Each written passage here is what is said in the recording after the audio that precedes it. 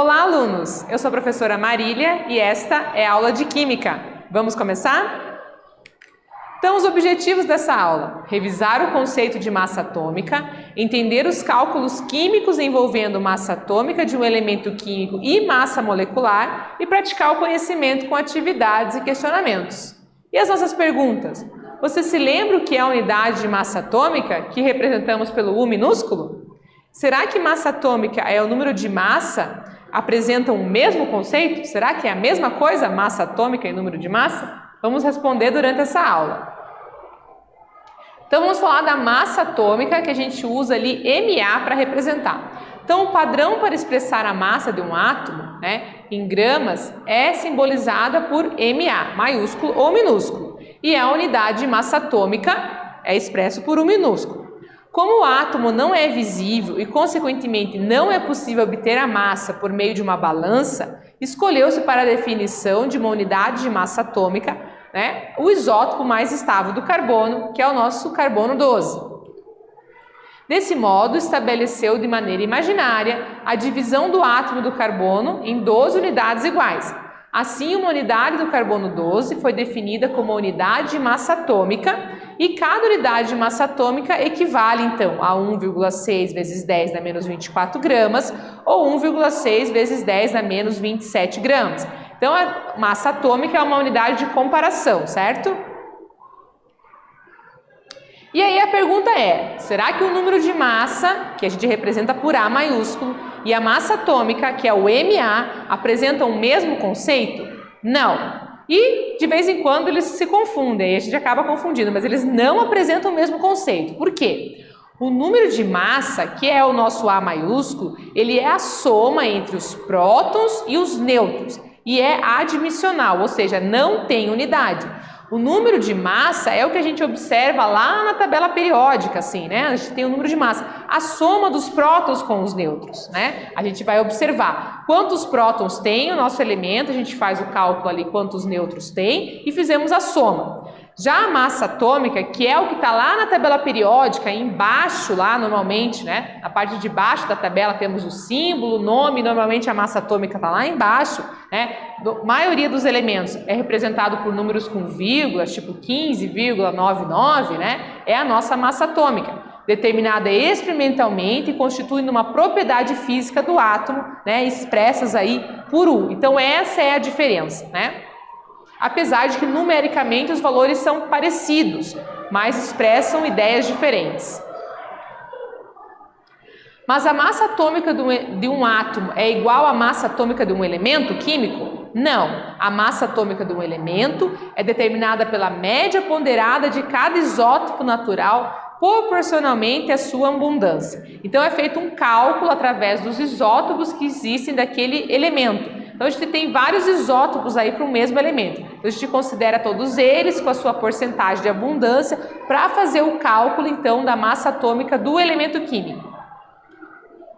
Então a definição de massa atômica do elemento químico pode ser expressa assim, Então MA é igual à massa, do nosso isótopo vezes a porcentagem que ele aparece na natureza, mais a massa do segundo vezes a sua porcentagem, a do terceiro a sua porcentagem, dividido por 100, E esse termo Mn, aqui com N minúsculo, indica que cada elemento tem um número de isótopos específicos, que pode haver ali M3, M4 e assim por diante. Então a gente vai utilizando as quantidades de isótopos que aparecem aí ou no exercício, ou claro, quando eles fizeram o cálculo lá para colocar tudo tabelado isso aí.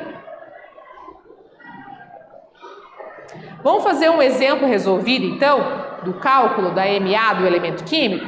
Então, determine a massa atômica do elemento químico ferro, que o símbolo é Fe, considerando os dados que a gente tem aqui. Então, a tabelinha me diz que eu tenho 4 isótopos, as massas são 54, 56, 57, 58 e a porcentagem, 5,85, 91,75, 2,12 e 0,28. Observando a tabela, a gente vê que a maior abundância aqui é desse com a massa 56, que é 91,7, Então, para fazer a resolução, a partir dos dados da tabela, eu utilizando a fórmula que estava lá no outro slide, vou substituir os valores.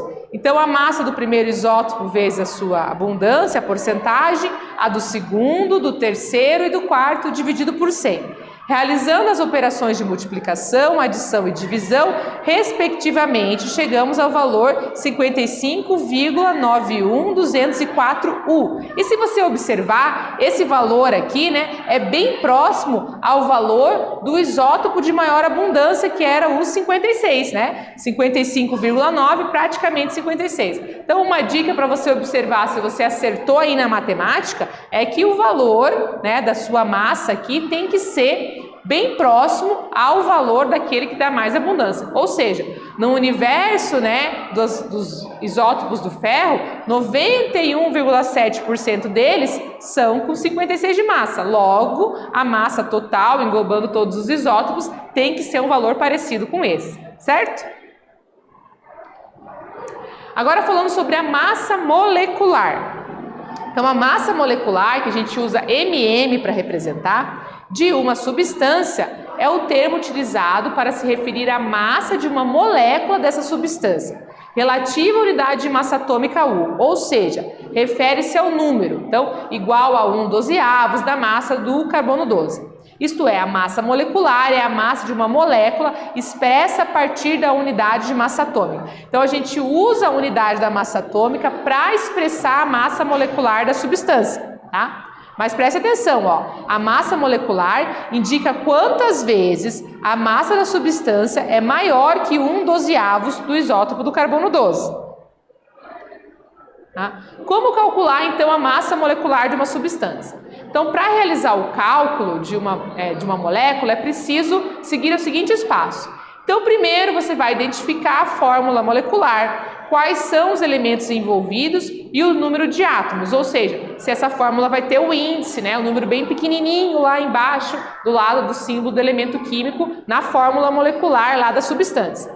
Depois, você verifica na tabela periódica as massas atômicas dos elementos existentes na molécula, caso não seja informado no enunciado do exercício. Então, muitas vezes, lá embaixo do exercício diz dado, massa molecular do cloro, massa molecular do oxigênio. Então, muitas vezes eles te dão a informação. Terceiro, realizar para cada elemento químico a multiplicação entre o número de átomos e a massa atômica. E depois efetuar a adição dos valores que você fez ali no item 3. Para a gente conseguir observar melhor, vamos resolver um exercício juntos? Olha só, o ácido oxálico e a fórmula molecular H2C2O4 é utilizado para tirar manchas de ferrugem em tecido. A massa molecular do ácido oxálico é... Então, aqui ele deu os dados de massa atômica, não vou precisar observar lá na tabela periódica. Então, hidrogênio 1, carbono 12, oxigênio 16. Então, primeiro passo, a fórmula molecular do ácido, então, H2C2O4. Então, eu tenho 2 átomos de hidrogênio, 2 de carbono e 4 de oxigênio. Tirei essa informação da fórmula molecular da substância do exercício. Aí, a massa atômica informada no enunciado. Então, vou fazer a multiplicação aqui, né? Então, eu tenho o hidrogênio vale 1, apareceu 2 vezes. O carbono vale 12, apareceu 2 vezes. O oxigênio vale 16, apareceu 4 vezes. Fazendo as multiplicações, então, entre os números de átomo e a massa atômica. Então, o hidrogênio, né? Vale 1, apareceu 2 vezes, o carbono vale 12, apareceu 2 vezes, o oxigênio 16, apareceu 4 vezes. Então, as multiplicações aqui, 2, 24 e 64. E no final, eu vou somar esses 3 valores e vou ter 90U, né? Para a unidade de massa molecular. Agora, é a chance de você tentar fazer o exercício. Olha só. O cobre consiste em 2 isótopos com massas equivalentes, né? A 62,96U e 64,96U. E a abundância isotópica de 70,5% e 29,5%, respectivamente. A massa atômica, então, do cobre é qual? Agora é com vocês.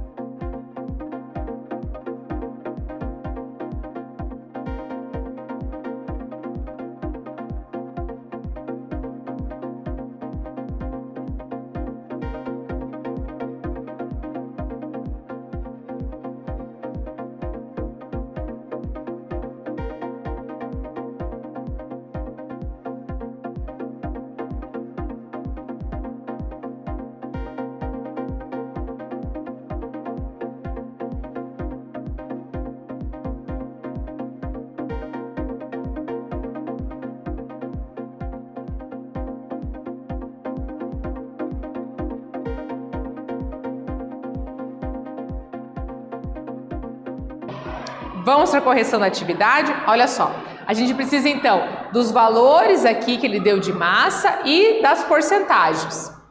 Então, os dados fornecidos, né? A massa do isótopo 1, a porcentagem dele, o isótopo 2 e, né, a porcentagem dele.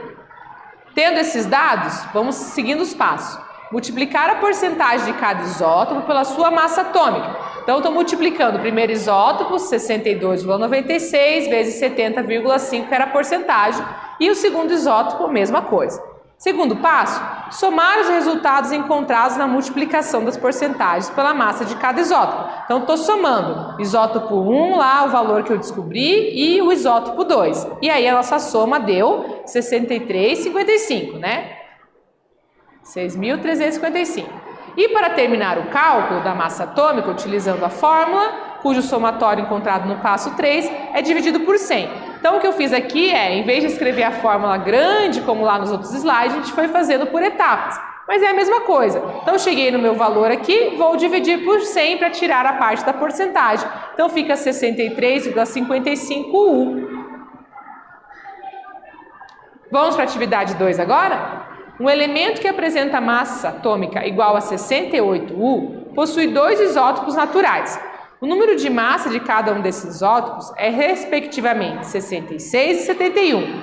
Qual é a porcentagem do isótopo de massa 71? Agora é com vocês.